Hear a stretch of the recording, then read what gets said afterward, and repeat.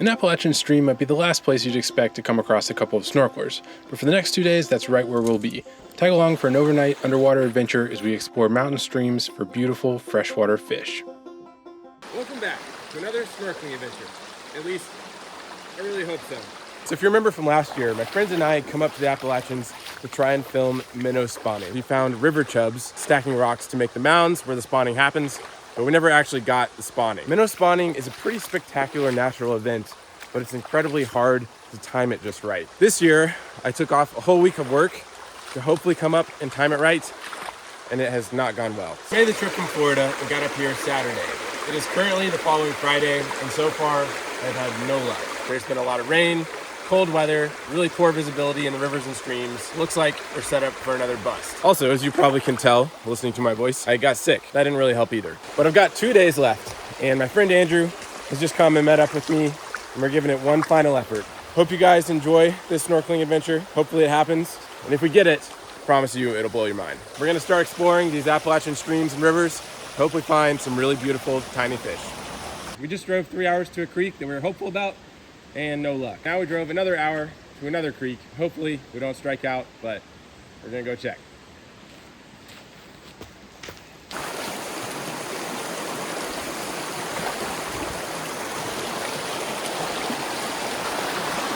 don't see one through that stretch.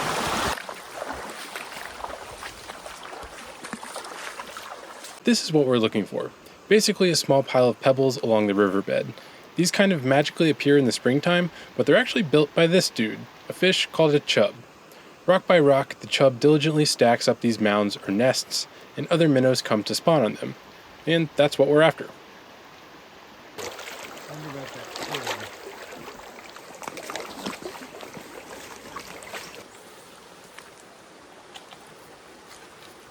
We got it! No way. Oh man. The water's a little murkier than we were hoping, but that is what we're after. Now, I know that from above the surface, this may not look all that exciting, but just wait till we get the camera underwater. And also, this creek is not as clear as it could be, but this is the best I've seen so far on the channel, so we're not passing this up. It's time to suit up. I'm stoked. I brought the 7 mil suit because last year I was so cold the whole time, but this year things are a little bit warmer, so I think we're just gonna do the top. Gotta have some weights to stay in place in those fast moving creeks. Oh boy, there we go.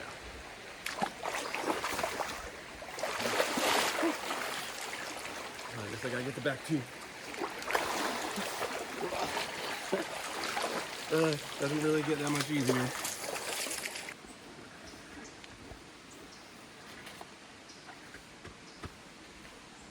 All right, we're in business. All right, suit up, got the camera, pretty much ready. The fish get pretty locked in and they normally don't pay attention to you, but sometimes when you first approach the nest, they'll kind of spook off it and then come back. So I'm gonna try and approach as carefully as I can. Probably have to wait a little bit before they all swarm back to the nest. Here we go. Oh, right, almost forgot.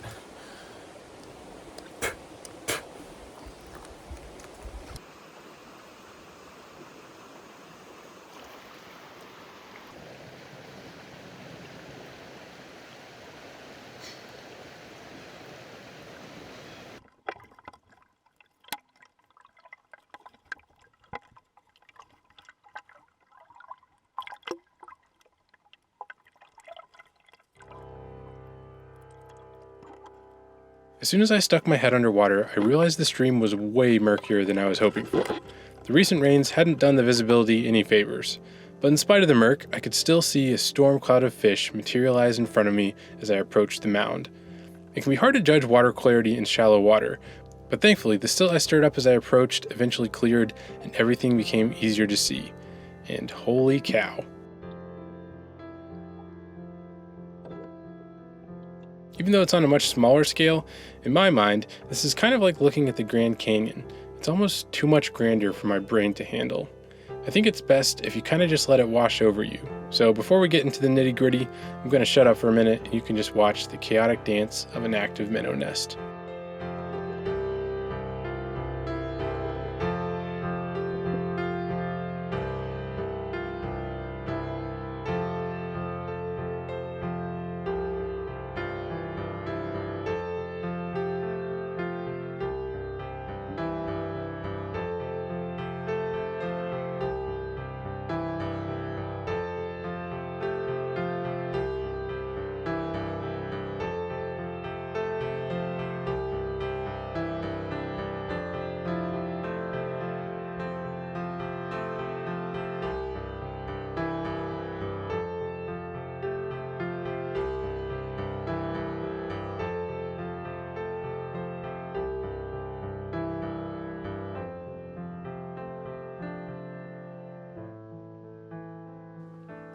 I was pretty blown away just laying there watching. The contrast between the silty water and the oversaturated fish was wild. It was like something you'd expect to see on a tropical coral reef, but here we were, in a mountain stream. The mound itself was like a hyperactive wasp nest. The fact that some of the minnows nipped at my exposed legs also added to the effect. The fish were going crazy, and despite battling a swift current, they were all moving at incredible speed. It almost looked like they were teleporting all across the mound. Although the action was concentrated on the pile of rocks, more fish were constantly spilling in over the surrounding boulders in an endless cycle of flashing colors and fins. Now that I had a chance to sort of get my bearings, it's time to meet a few of these freshwater characters.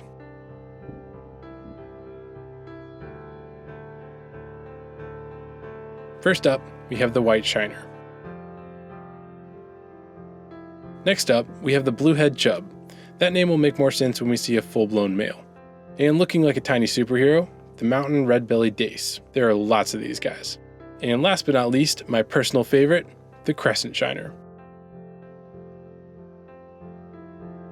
If you look carefully, you can see the male chub that actually built this mound.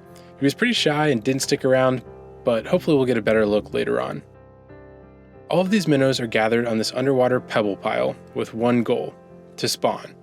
The chub mounds provide a safe place for all of these species to release their eggs. Females drop the eggs and males fertilize them. The eggs are both anchored and protected amongst the stones, but can still be well oxygenated by the cold mountain water as it flows through the nest. That being said, some of the minnows, like the chubs here, take advantage of any unlucky exposed eggs and are not above helping themselves to a little feeding frenzy.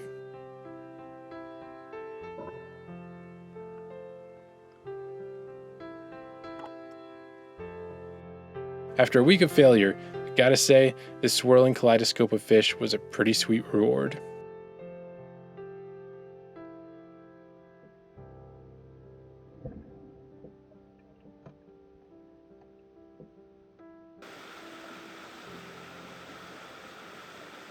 All right, well, while I was on that mound, Andrew found another one, so we've moved upstream. Also, apparently my voice has decided to leave the chat, so I don't know what's going on there, but nothing I can do about that. Yeah, clear.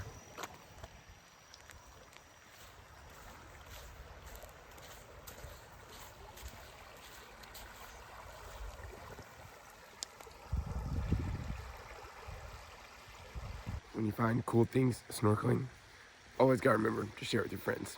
Andrew's on the nest right now, and then I'll hop on when he's done. Dude, my voice sounds so scary. I don't know what's going on. Probably the fact that I'm getting over being sick and I was yelling over the water earlier, but oh well, it is what it is. Now it's my turn. There's not quite as many of this different minnow species on this nest, but there are a couple of chubs, so hopefully get some shots of them. So here we go.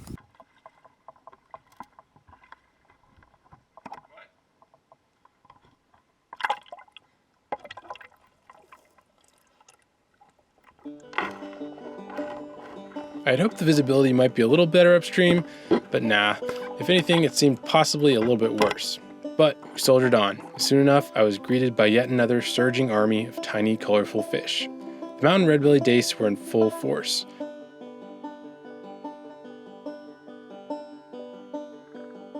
Now, these fish don't always look like this. When conditions are just right for their little fishy brains, and I mean just right, I'm talking water flow, temperature, length of day, time of year, you name it. But when things are perfect, these fish get a surge of hormones that cause their pigmentation to dramatically change. What may have been a rather drab-looking minnow a few hours ago can suddenly transform into one of the most stunning fish on the planet. As for the spawning itself, it can happen at any time while the fish are all colored up. Oh, it's also time to add another character to the fish roster. This is a rosy-side dace. They were a little more shy than the mountain red-bellied dace and tended to hang out in the background. Through the haze, I could once again just barely make out the bedazzled noggin of the male bluehead chub that built this nest. But once again, I unfortunately couldn't get very close.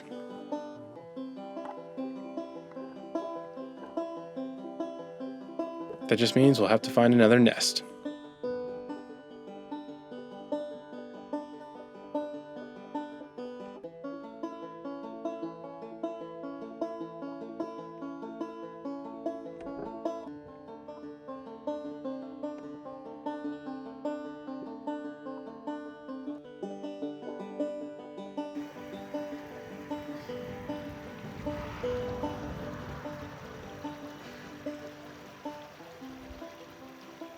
was getting late in the day, but Andrew and I headed off to explore a different stream. We both hiked along the water looking for those tiny piles of rocks. We did find a few, but unfortunately nobody seemed to be home. Likely spawning had already happened, or the fish just weren't feeling it that day. But then I saw multiple flashes of bright pink on one mound, and that was enough for me. We didn't see quite as much activity as we were hoping to. There's a few nests that have a lot of crescent shiners on them, which are the hot pink fish. Those are my favorites so far. They're so cool. The water visibility here is a little bit better. And here we go again. The mound certainly wasn't full-blown active, but there were a lot of crescent shiners, so I didn't mind. To be honest, seeing these little guys was pretty high on my aquatic wildlife bucket list, and I was stoked to finally see them in person instead of just in Andrew's incredible photos. Just this rainbow world of color hiding beneath the surface in an unassuming stream was just so crazy. The crescent shiners were some of the bigger minnows, and boy were they keeping busy.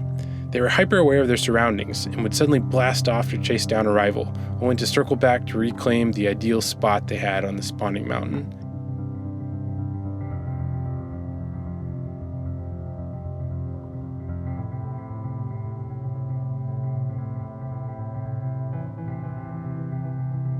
Things could get pretty heated too. They would sideswipe, headbutt, and nip at each other in an endless, dramatic, but also tiny match of King of the Hill.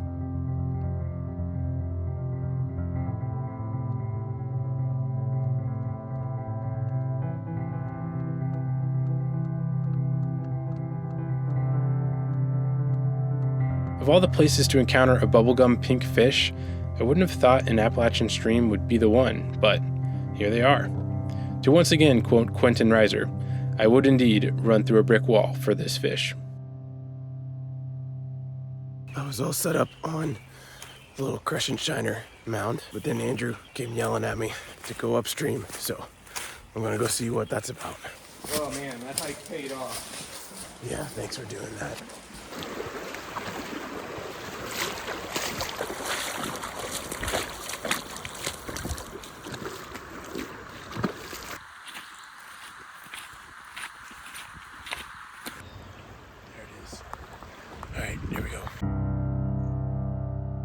Approaching an active minnow nest underwater does not get old, as that tornado of vibrant fishes steadily comes into focus.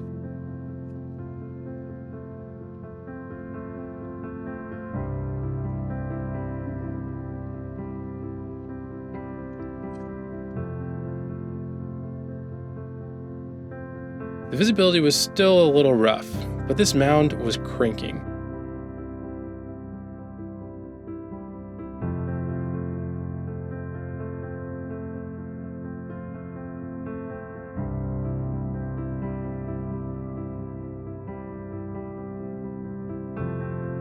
It also seemed to be the most diverse one so far.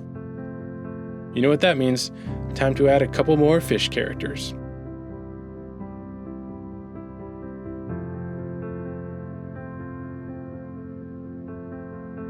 You may have caught a glimpse of these guys already, but let me officially introduce the red lip shiner. If you don't get distracted by the rest of their shiny bodies, you can see they do indeed have red lips.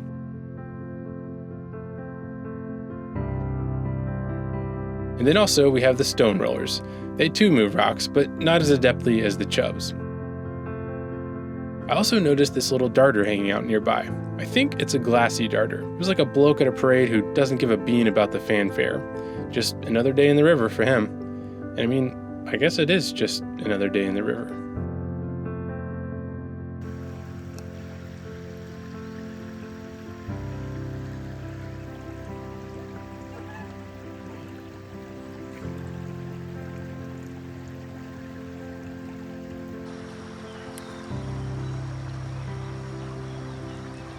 I'm Batman. I just found a young snapping turtle, so I gotta go. Well, I flat out lost the snapping turtle. But then it was my turn back on the mound, and it's hard to stay bummed when you're looking at these little stunners. And look who showed up. None other than the architect of this rock pile and the organizer of this freaky little fish party, the bluehead chub himself. At first, the chub was rather shy and mostly kept to the far side of the mound. He also wasn't the only full-blown male chub on the mound.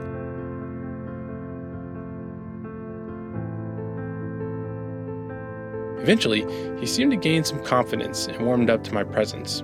Those bumps on his head that look like embedded diamonds are called tubercles, and they're used in combat with rival males. They're a weird-looking creature, no doubt, but this community of fish wouldn't exist without this guy. The chub disappeared for a bit, but then suddenly came back, and I almost missed it, but it looked like something had fallen out of its mouth. Sure enough, not long after, I saw his tail flash in the distance, and he came up over the side holding a massive, for him, stone in his mouth.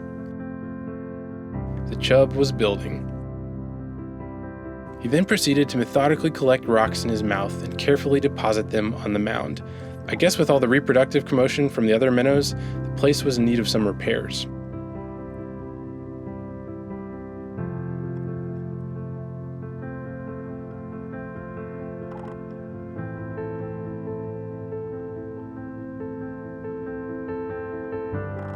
The rival male chub gave him a bit of grief, but he shook it off and forged ahead with his rock piling.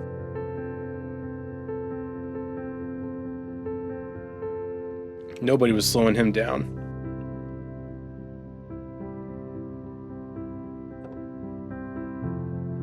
It was pretty amazing to see how many pebbles would come tumbling out of his mouth as he drifted across the mound. That stocky body and comically large head really come in handy for scooping up stones and swimming them around. An exemplary citizen and a true pillar of the freshwater community, let's hear it for the chub. As the last bit of sunlight began to fade from the bottom of the stream, it was time for us to call it a day and figure out our plans for the night.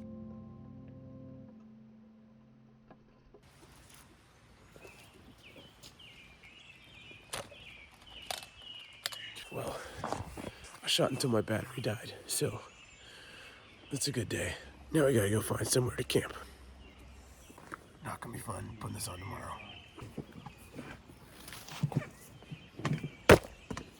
I don't know, Thailand or something? Here in the middle of the mountains, there's not a whole lot of food options nearby, but there is Dollar General. So in good old Killdozer fashion, we're gonna go get some ingredients for Ramen Bomb, because we're camping. You know what I'm here for. 2 ingredients, ramen and instant mashed potatoes. Last time, the one I made was disgusting, so I said I was gonna take it to the basics. Got some chicken ramen, mashed potatoes.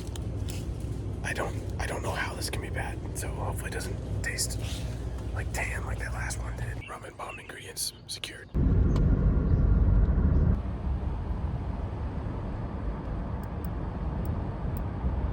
Well, considering the fact that we had no idea where we were going to be camping tonight, I'd say we did pretty good.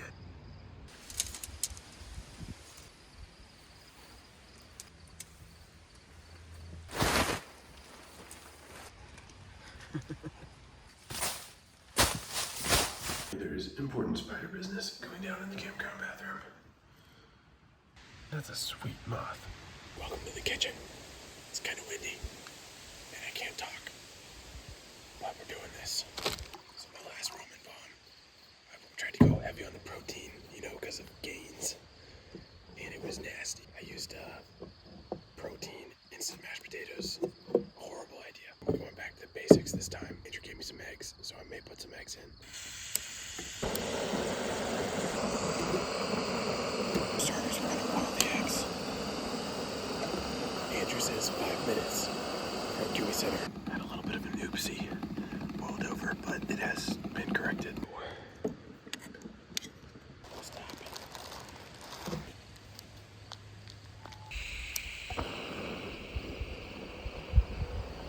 Nudes are all nice and soft, so time to hit it with the potatoes.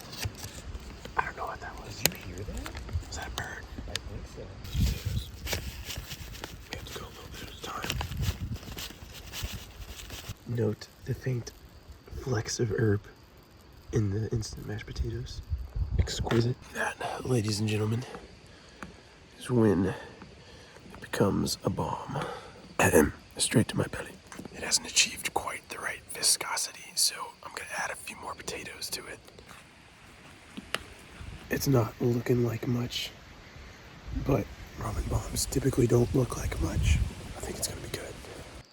Rather homogeneous looking. Alright.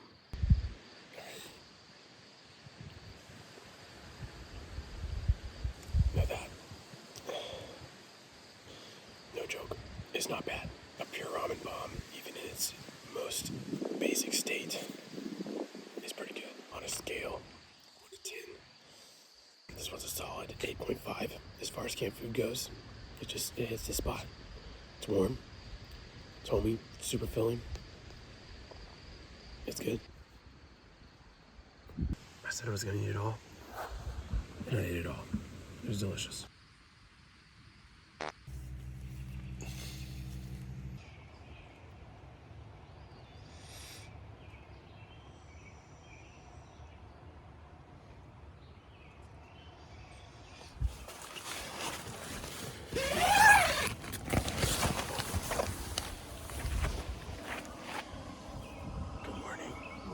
Is my voice? No, not really. I'm still that bad.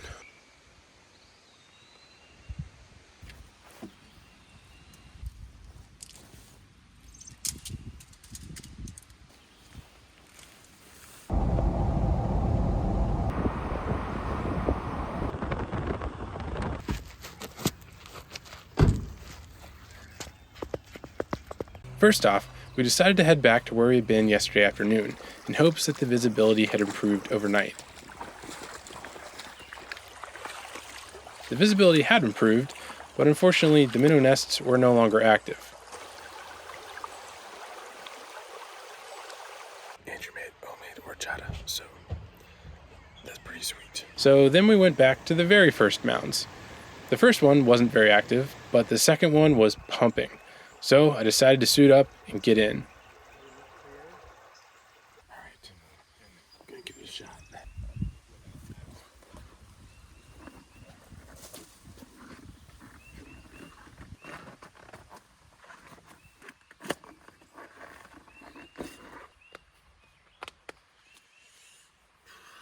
Ready.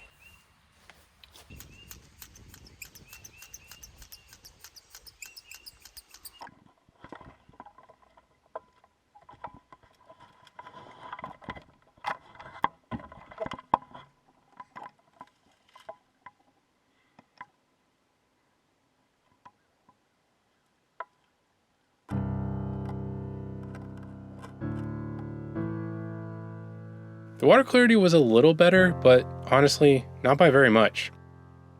Regardless, I still army crawled my way over to that layered world of colorful stones and colorful fish.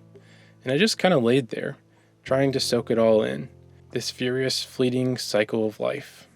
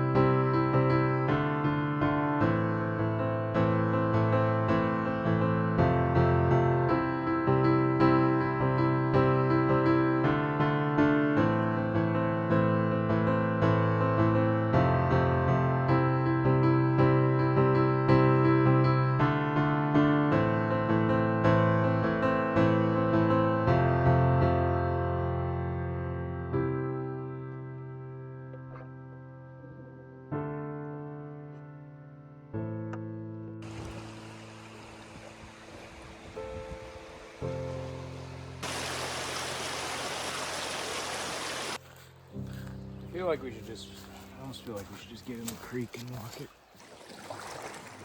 Then Andrew and I were faced with a gamble.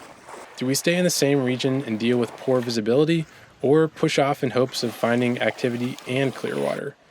We ultimately decided to move on, but although we found some incredibly pristine mountain streams and rivers, try as we might, after searching 5 miles of waterways, we couldn't find any more active minnow nests. And then the rain came back. And although the rain cleared up kind of quickly, just about as abruptly as it had all started, so our snorkeling adventure in the Appalachians came to an end. It's done.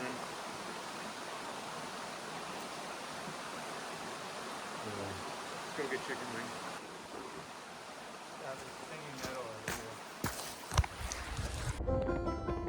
wings. There's a lot that goes unseen and unnoticed in the waterways that lattice our world. And I think freshwater ecosystems in particular are most at risk of being taken for granted. But there's so much color and wonder hiding just beneath the surface.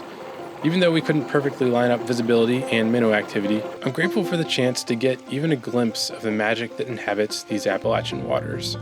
These humble streams and rivers are certainly worthy of our curiosity and protection forever.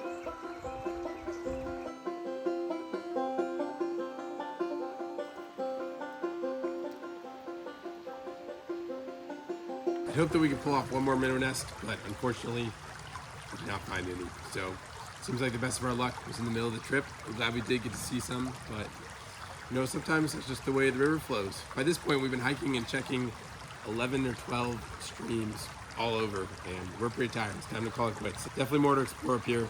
We'll for sure be back. It may be pretty fleeting and hard to find those spawning events and just that surge of color and life on those minnow nests. I think it's a really good example of the beauty and life that lives in these mountain freshwater ecosystems and why it's so important that we protect them. Thank you guys for coming along on this snorkeling adventure and putting up with my full-blown laryngitis, which hopefully will be back to normal soon. But yeah, I'll see you next time.